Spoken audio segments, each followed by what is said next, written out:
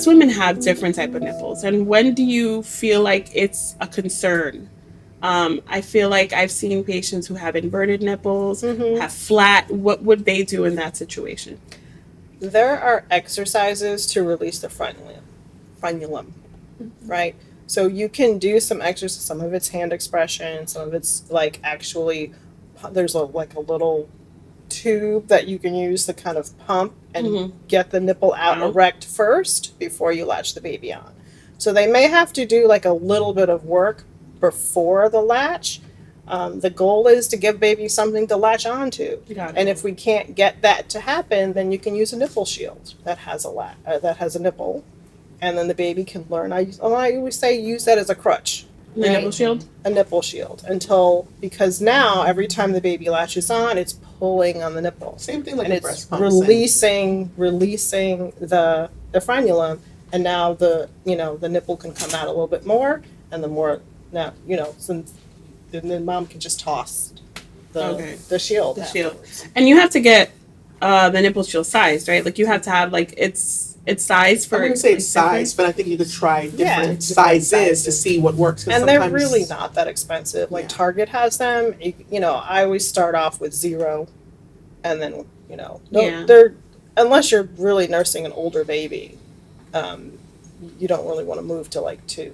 Yeah. But it's like 0 to 1. Sometimes 00 is actually even nice too. Just enough to get baby to latch on and feel comfortable, and mom's like, oh yeah, that's better. Yeah.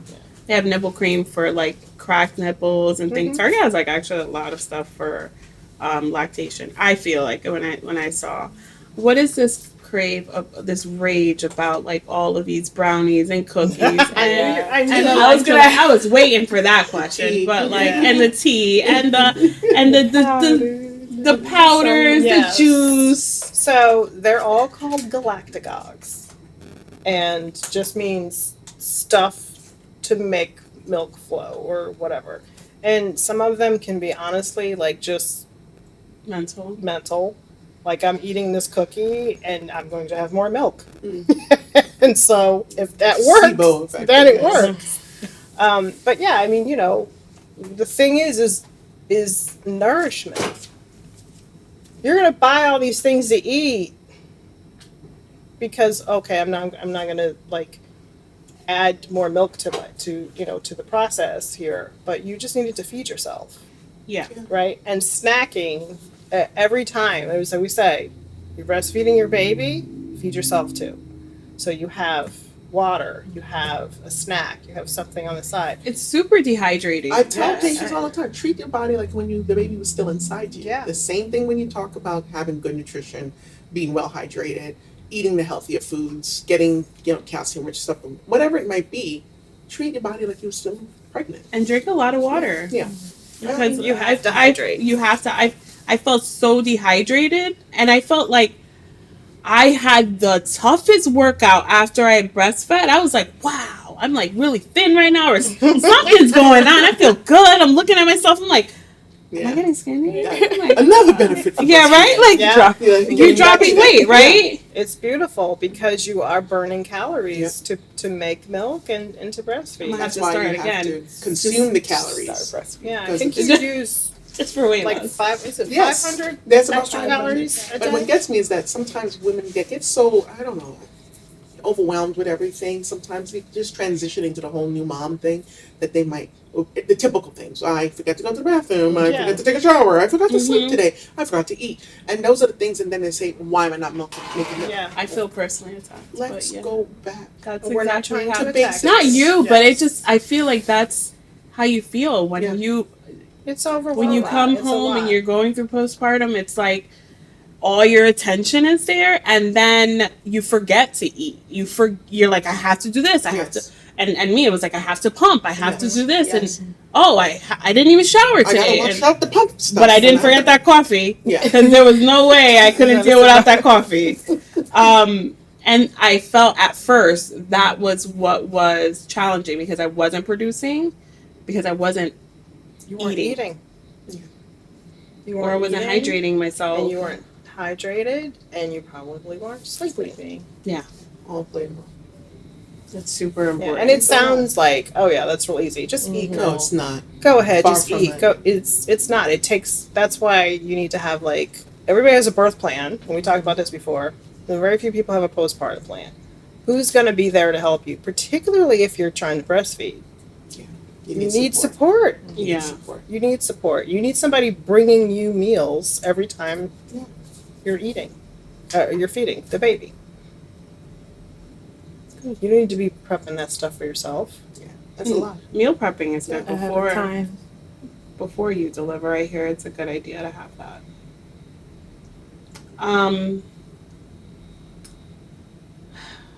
Why isn't insurance? Does insurance cover like lactations? Like if you were to come out, would insurance cover that?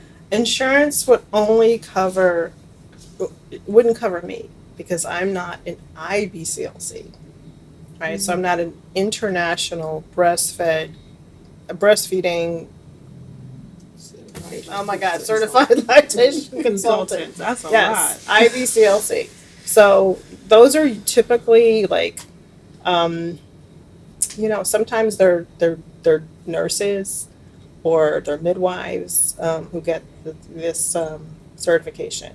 So because it's under that medical umbrella, then And they get then covered. insurance covers it. But meetings from a certified lactation consultant or a certified lactation educator or a breastfeeding counselor or any of those things would not be covered by insurance. Okay. So it's good to even just call your insurance and see if they have those benefits and if they can give you like a referral or a Yeah. list of. And it'd be great because if they do, you usually get like 6 visits Oh, nice. with an IBCLC. Yeah. Nice. And also, even though we try to encourage breastfeeding, for those who do have to consider the pump, I was one of those people because going back to work was tough, and I had to find a way to try to continue the breastfeeding journey, but go back to work. So the breast pump is also something that patients should always look into their insurance companies and find out covering breast Yeah, pumps you instead can of usually them. get a So, free one. Mhm. yeah, and most times, I think, for the most part, I think Yeah. most of them are covered. What's the difference between the hospital grade and then the regular ones you see in like a department store? The power, the motor, usually. Hospital grade. It's You know, just that. It has to withstand hundreds of uses every day, right? It's Yeah. got they don't want to keep repairing a motor. Yeah. So it's usually just the intensity of the motor. Got it. Are you a fan of those like to go pumps, the ones you kind of like put in your breast? And Those are cute. Look, I would have loved that. I love I'm it. not gonna lie. I love it. That would have They're allowed me cute. to breastfeed If they longer. work and your Yeah, I would breast, have breastfed longer. I'm not gonna lie to Yeah, you. I if just didn't Sure. have access. I'm coming back to work going, okay, I just did a full office hours and then I had to do that C-section and now it's about midnight and my breasts are so engorged. And then I'm looking for a place pump somewhere in a yeah. hospital Mhm. just to get relief. Yeah. But then by doing that over and over again, my breast milk supply started to decrease. Yeah. And because I know from just what I do, I tend to punish myself. I punish my body. I don't hydrate on a regular basis throughout my workday. So I was decreasing, and it was getting discouraging because I really wanted to continue, but I didn't have access to. I would have loved that, and I would have. Why do we absolutely put such pressure on ourselves? because we're women. I was literally Yeah. just about to say. I feel Great. I have patients who are I'm not getting anything, and it's like the world is coming to an end. yeah, I'm and a I'm terrible just mother. like seriously, and that's literally what I get from them. It's just like I can't do it, and I have a lot of dads who are like super supportive, but we really like come down on ourselves like when we can't breastfeed. And what do you say to your patients who just that's not the journey for them? If you've done anything, you've breastfed your baby, Yeah. right? So if you gave them Even a week's worth. of 2 milk. ounces, you breastfed your baby. Yeah. So if that was your goal, tick, Yeah. Yeah. right? Yes.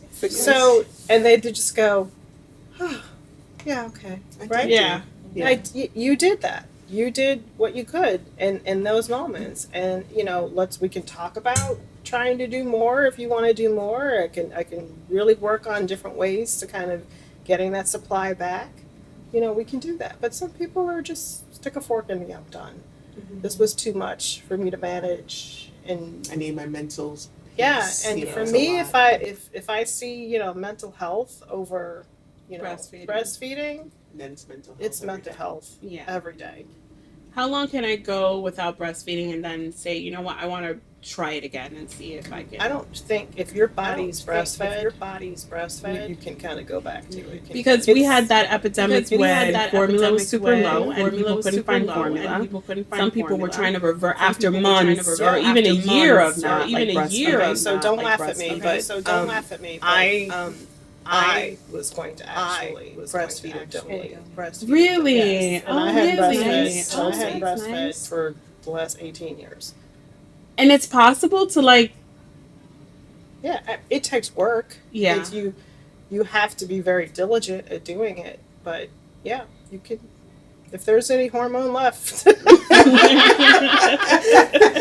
that's there. Yeah, Like, you we can got do a it. chance. We got a chance. So there was a I worked with a 48-year-old mom who was very worried about, you know, her age and pregnancy and the whole thing, and you know, she was like, I want to breastfeed. Like this is the thing I have to go like with in life, and this is it. I'm like, all right, we're gonna do what we can. And I don't know if you know that there's this system called supplemental nursing system. It's called SNS, and so it's like a little tube, That's, I guess, taped. right? That's attached get to- taped, Yeah. right? And there's like a little, you either wear like a little pouch or there's a little pocketbook full of milk. It's either your milk that you've expressed or it's formula. But whatever it is, this baby is now, because what happens, baby will not latch on if they're not getting anything, Of course. right?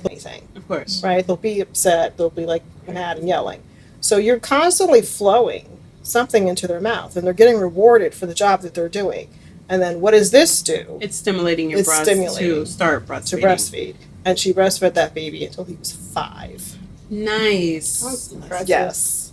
So it, So then you are basically saying, if so, those who get discouraged from age alone, yes, it's still possible. it's still Yeah, possible. don't use that as No. a reason for not. How would you even start that journey? I mean, it would just have to be, you know, making it a plan to say, I'm going to spend X amount of hours a day doing this. Like, it's work, Yeah. you know? I saw this episode on Working Moms where there was like an older, her kids were like 21 and she was selling them off, but she was overproducing to the point where she was like, I can't stop it. I can't. I was like, wow, this is really a thing. Yeah. So, okay, that's good. At least you have women who can still try.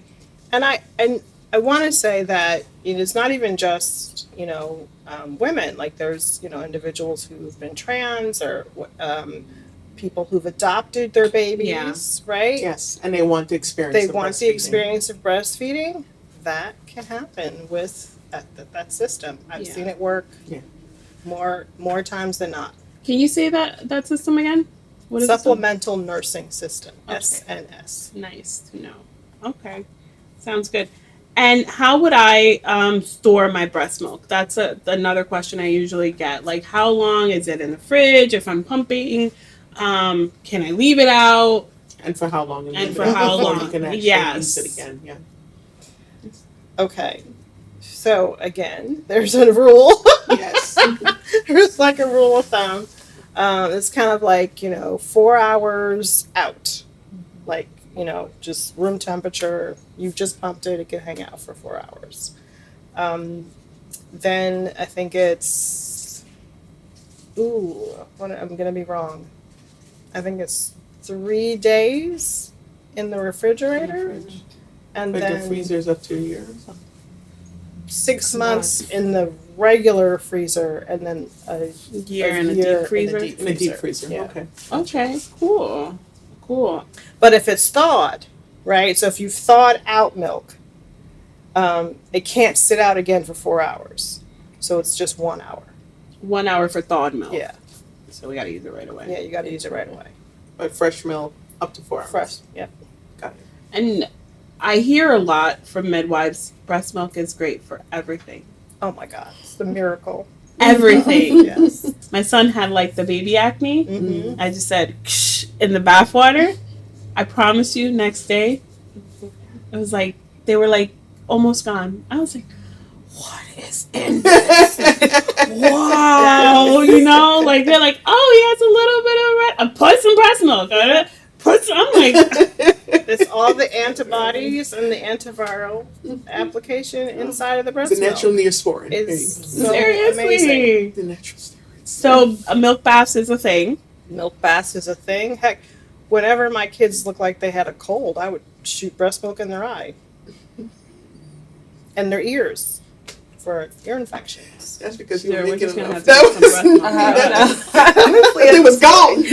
Just shoot it when I need Shoot, it. I was like, hey, you got some breast milk? Yeah, because I think I'm having like an ear I infection. don't want to go to my primary Yeah. doctor today. Yeah. They don't have an appointment. Steve, Yeah. Anything, you see your baby like tugging on their ear, you just be like, psh, Yeah. that was it. Quick fix.